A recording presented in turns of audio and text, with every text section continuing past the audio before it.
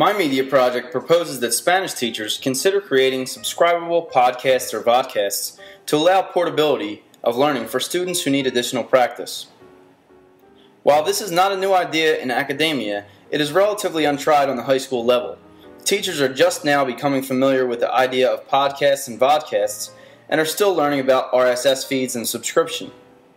While students are familiar with downloading material from iTunes and the internet, this has mostly been related to entertainment purposes.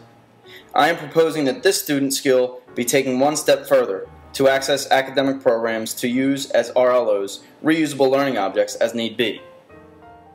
Since these podcasts are readily available downloads through iTunes and RSS feeds, there is no copyright infringement issue to worry about with students.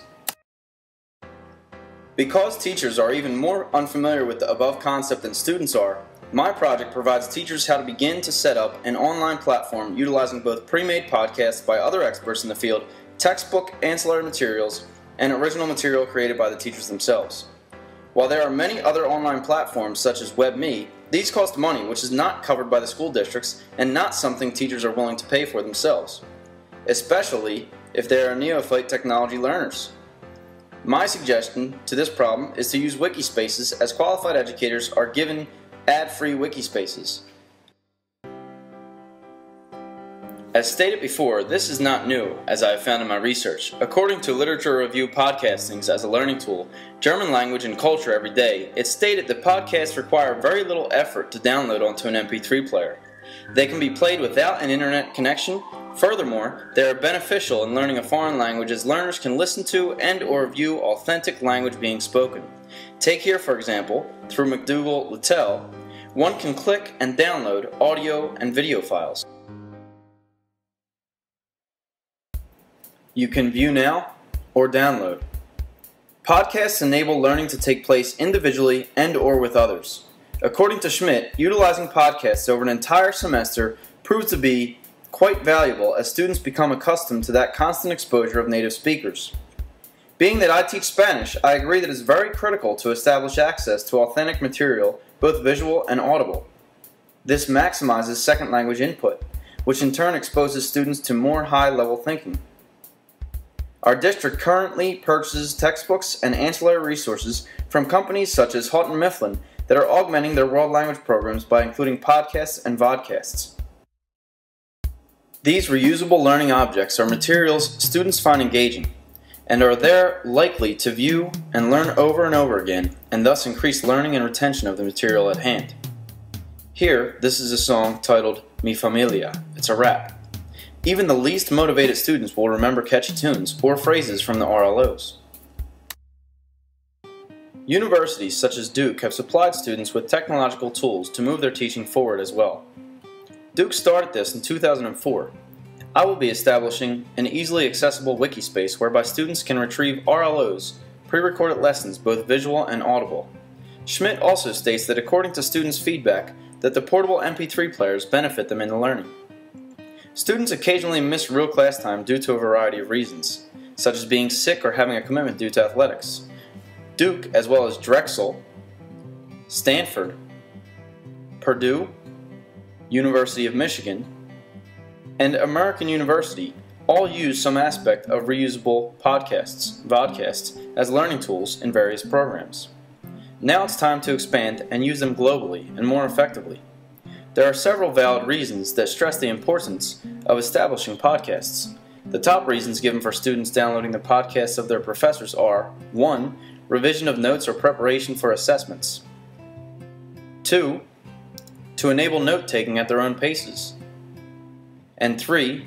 To have a complete record for their own interest. Many students simply need affirmation that they comprehend the lesson. Podcasts provide peace of mind in that if one needs to refer back to it, as it's always there.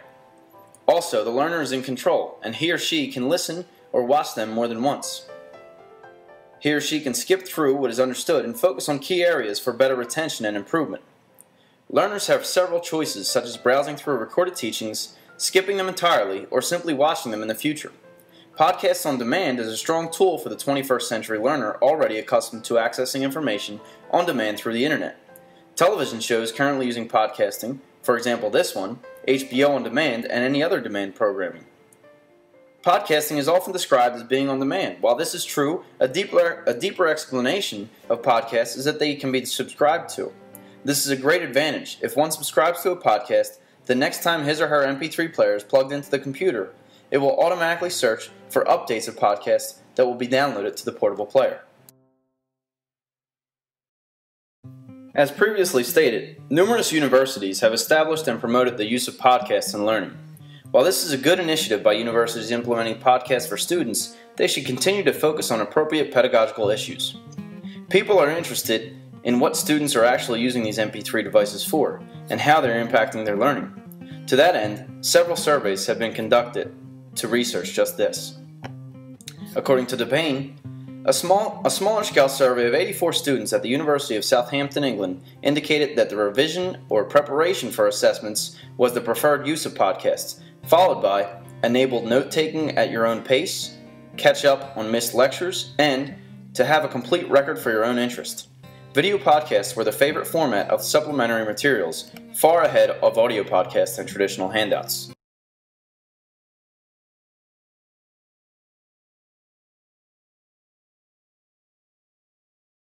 According to DePayne, in comparison to printouts, the majority of students claimed both audio and video podcasts to be more useful.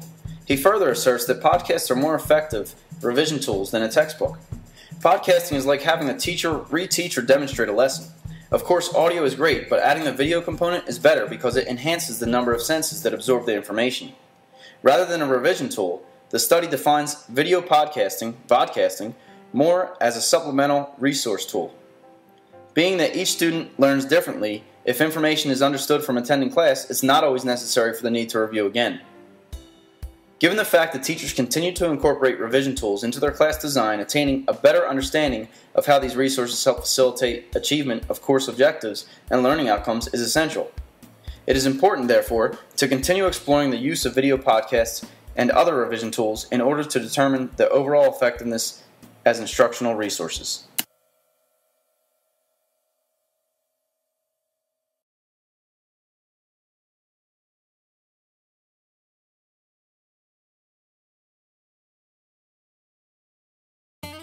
Continuing with the benefits of podcasting, according to Podcasting Communities and Second Language Pronunciation, which deals with the teaching of Spanish pronunciation, rather than limit teaching to vocabulary, grammar, and culture, its focus is on improvement through pronunciation.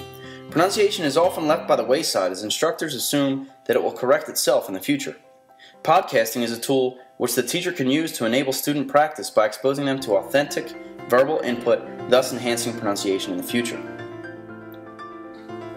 According to Thorne and Payne, for example, discussed Duke University's iPod projects, claiming that podcast projects in language classrooms can help facilitate immersion. They can also develop oral and comprehension skills and even enhance pronunciation.